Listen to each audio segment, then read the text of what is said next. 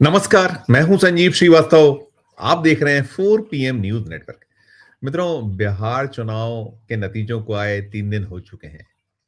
राज्य विधानसभा ने जिस तरह का नतीजा दिया है, वो किसी के भी गले नहीं उतर रहा है और सबसे खास बात यह है कि उन नतीजों पर रार और तकरार तेज है।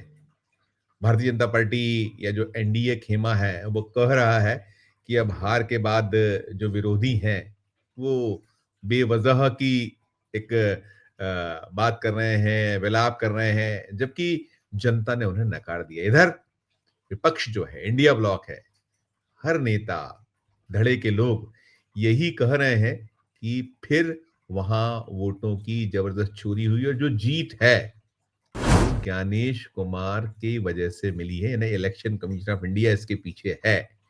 और चल रही है रार तकरार, चल रही है। इन रार तकरार के बीच जो सोनिया गांधी, राहुल गांधी, प्रियंका गांधी, भी कांग्रेस तो हार की समीक्षा में जुटी हुई है। आपने देखा था कि गत दिवस किस तरह से बैठ हुई है।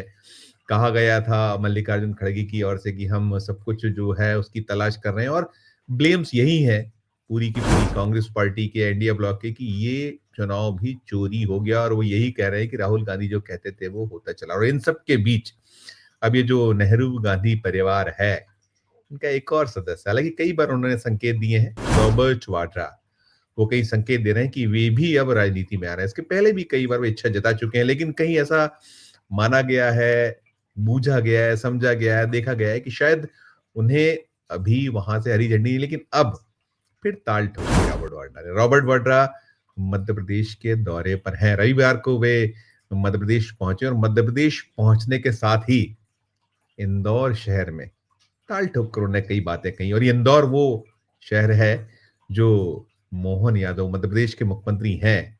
इस इंदौर जो जिला है, इसके प्रभारी हैं, उज्जैन के वे मूल निवासी हैं। उज्जैन उनका जो है कर्म क्षेत्र है, यानी कि वहीं से वे चुनाव जीतते चले आ रहे हैं और वहीं से राजनीति शुरू करी, ककहरा सीखा, और तमाम आज कह सकते हैं कि वो फर्श से अर्श तक पहुंचे हैं। तो उनके अपने जो उज्जैन शहर है, महाकाल की नगरी है, वहां आए हुए हैं रॉबर्ट वाड्रा। और रॉबर्ट वाड्रा ने स्पष्ट किया कि उनकी धार्मिक यात्रा है, 2 दिन की धार्मिक यात्रा है। वे उसके लिए मध्य प्रदेश पहुंचे हुए, रविवार को पहुंचे हैं। उन्होंने कहा है कि वे शिव से शक्ति प्राप्त करेंगे, और शिव से शक्ति प्राप्त करने के लिए न केवल वे महाकाल में मत्था टेकने वाले हैं, बल्कि ओंकारेश्वर, 2 ज्योतिर्लिंग हैं जो कुल देश में ज्योतिर्लिंग है, उनमें से एक जो महाकाल और दूसरा ओंकारेश्वर, दोनों जगह पे मत्था टेकने वाले हैं। और रॉबर्ट वाड्रा फरमा रहे हैं कि शिव की शक्ति प्राप्त कर अब वे इस पूरे मामले पर जो बिहार में हुआ है, उन्होंने कहा है, दो टूक कहा है, जो यहाँ जब उनसे मीडिया ने मुलाकात की, रूबरू हुआ मीडिया, तो उन्होंने कहा कि जो बिहार की जनता चुनाव परिणाम से खुश नहीं है। जो हुआ वो चुनाव आयोग के कारण हुआ है। ये परिणाम चुनाव आयोग की मदद से आया और उससे कोई भी सहमत नहीं है। बिहार में दोबारा चुनाव होने चाहिए, ये फरमा रहे हैं रॉबर्ट वाड्रा। और रॉबर्ट वाड्रा और भी कई सारी बातें कर रहे हैं। उन्होंने कहा है कि जो राहुल गांधी जिस तरीके से यूथ्स या जो जिस तरीके से देश में उन्होंने जगह बनाई है, तो उस तरीके से उनका भी कई मंशा है कि जो लोकतंत्र का आंदोलन है, युवाओं से जुड़ने का है, ये सब बिल्कुल ठीक है। और ये फिर से चुनाव यदि बिहार में होते हैं और निष्पक्ष चुनाव होते हैं, स्वतंत्र चुनाव होते हैं, तो बिहार में ये जो नतीजे हैं पलट जाएंगे, ये बात करें। और ये फैक्ट है कि जो वहाँ 243 विधानसभा सीटें हैं और जिस तरह का परिदृश्य था, और बड़ा कॉन्फिडेंट था इंडिया ब्लॉक। तेजस्वी यादव जो मुख्यमंत्री पद के उम्मीदवार बनाए गए थे, उन्होंने तो शपथ की अपनी तारीख तक घोषित कर दी थी, किस दिन शपथ की। नतीजे बिल्कुल उलट हो गए। 200 पार कर गई है जो एनडीए है, और पहले नंबर की पार्टी बनी है वहां जो भारतीय जनता पार्टी, दूसरे नंबर पर जो है जेडीयू है। और जो उम्मीदें पाले बैठे थे तेजस्वी यादव, उनका दल, वो बिल्कुल धराशायी हुआ। और कांग्रेस की हालत तो बहुत बुरी रही है। और इसी तरीके से उनका जो पूरा धड़ा रहा था, सब कुछ साफ है। तो सब समीक्षाएं चल रही, मीमांसाएं चल रही हैं, आरोप प्रत्यारोप का सिलसिला चल रहा है, दौर चल रहा है। और रॉबर्ट वाड्रा यही कह रहे हैं कि जो मध्य प्रदेश में उन्होंने जो कहा है कुछ बातें, और कि देश को बदलाव चाहिए, सरकार जो भी कर रही है, गलत कर रही है, ये आज के यूथ को पसंद नहीं है, इसलिए हम लड़ेंगे जिसके लिए शिव की शक्ति चाहिए।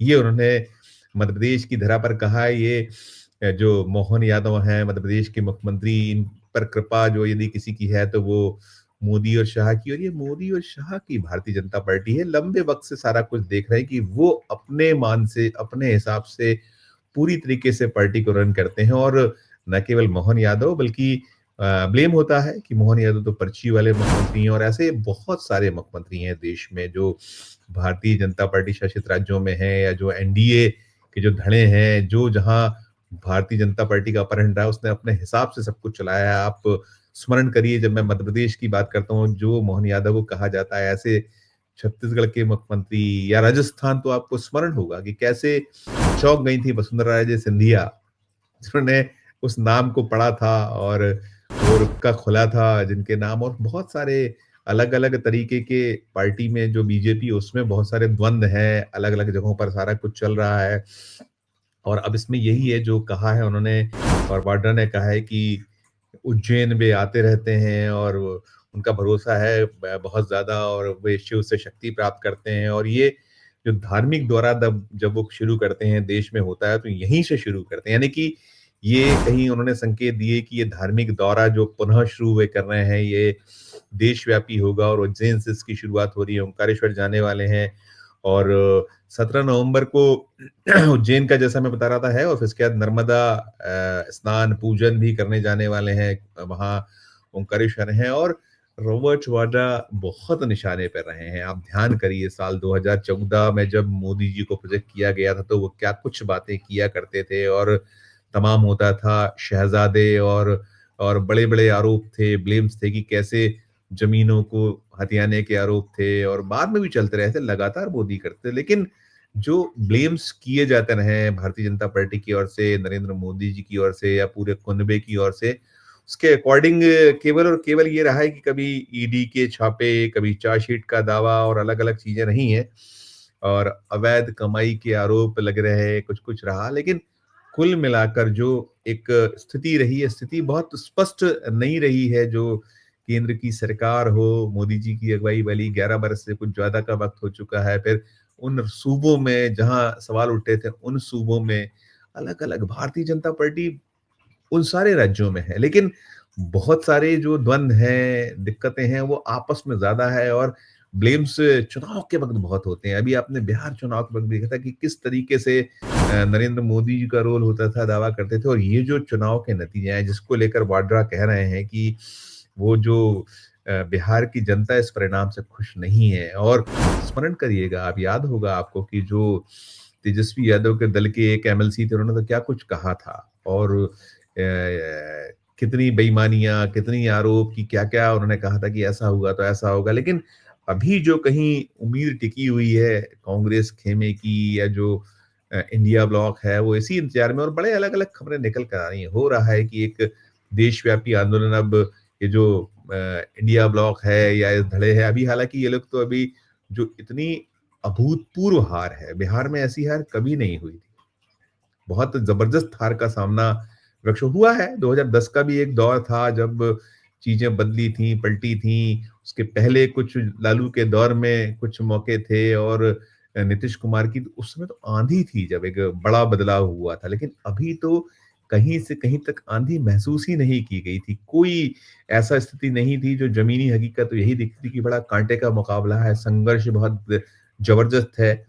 लेकिन जो नतीजे आए हैं उसमें बहुत सारे अब मिश्रण कारक चल रहे हैं कि एसआईआर ने कितना नुकसान पहुंचाया है, एसआईआर में क्या-क्या हुआ, और अभी भी अब देश के एक दर्जन राज्य हैं जहाँ एसआईआर चल रहा है, तो एसआईआर की बातें जब कर रहा है इंडिया ब्लॉक, तो उस वक़्त क्यों नहीं चेता, उस वक़्त क्यों नहीं ध्यान दिया, और सब कुछ है देखिए। उधर भारतीय जनता पार्टी, एनडीए जो पूरा का पूरा उनका खेमा है, वो तो यही फरमा रहा है, यही कहीं माखौल उड़ाया जा रहा है उसकी ओर से कि जब हार गए हैं तो जो खिसियानी बिल्ली है खम्मा नोच रही है, तमाम बातें हैं, और मोदी जी का करिश्मा, जादू, इस तरह की बातें हुई। लेकिन अब एक रणनीति बन रही है, एक पूरा का पूरा इंडिया ब्लॉक खेमे में अलग-अलग अपने-अपने स्तर पर भी जो उस खेमे से जुड़े दल हैं, वो अपने-अपने स्तर पर समीक्षाएँ, मीमांसाएँ कर रहे हैं कार्यक्रमों का एक आगे तैयारी हो रही है, क्योंकि अगले साल 5 सूबे हैं।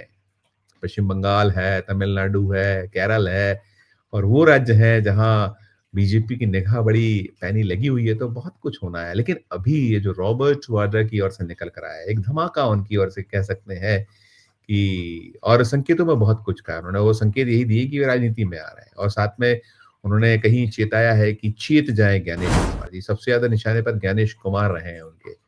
और कहीं उनका ये भी संकेत है कि जो एक उबाल है देश में, यदि यही रवैया रहा, यही सब चलता रहा तो फिर बहुत सारी कठिनाइयाँ देश में कहीं जो युवा है, जो दलित लोग हैं, हैरान हैं, परेशान हैं, उनका जो गुस्सा फूट सकता है। इस तरीके के ही वो संकेत हैं। लेकिन कुल मिलाकर अब यही कह सकते हैं फिलहाल तो कि अब साँप तो निकल चुका है, लकीरें पीटने का क्रम जारी है। क्या कुछ कहना है आपका मित्रों? ये रॉबर्ट वाड्रा ने जो यहाँ कहा है, संकेत दिए हैं, दोबारा चुनाव, तो क्या बिहार में आप भी ऐसा मानते हैं कि सारा कुछ लूट-पाट हुई है, वहाँ डाका डाला गया है, लोकतंत्र पर डकैती हुई है, इस तरीके की ये जो ब्लेम्स हैं, संकेत हैं, सारा कुछ, आपका अपना क्या कहना है? आपकी अपनी अपनी राय क्या है? इस वीडियो के कमेंट बॉक्स में अपनी राय प्रकट कीजिएगा और हमारी खबर अच्छी लगे तो चैनल को लाइक कीजिएगा, सब्सक्राइब कीजिएगा, ज्वाइन का बटन दबाइएगा तो हमारी हौसला अफ़ज़ाई होगी। प्यारों से बनाइए और देखते रहिए 4 पीएम न्यूज़ नेटवर्क। धन्यवाद, नमस्कार।